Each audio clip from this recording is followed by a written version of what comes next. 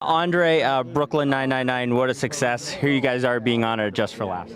It's fantastic to see Andy and Mike recognized for their talents and their achievements in the business. So, and it's really special to be here in person to see it happen. Super funny show, but you know when Andy Samberg's involved, you knew you had a hit on your hand, eh? I did. He's a really smart guy. I mean, having done more than 100 of those shorts for SNL, I mean, to write, to edit, to direct, and to star in these pieces on a weekly basis, he's a very, very accomplished young filmmaker. Awesome. And I got to interview him a while ago. Terry Crews, fun working with that guy. Yeah, he is, as a matter of fact, because he's he's a bundle of energy and all that, but as a comedian, he just brings a different kind of flair and a tremendous number of fans that come from different directions. His fans and my fans, I think, have never met, and now they're colliding on this show, and it's just fantastic. It's fantastic working with him. He's more than just a guy in deodorant commercials, eh? He's much more than that. I mean, we had dinner last night, and it's great. I mean, we spent 2-3 hours catching up, and he's a fantastic guy. Awesome. Thanks so much, sir. Real pleasure. Thank you.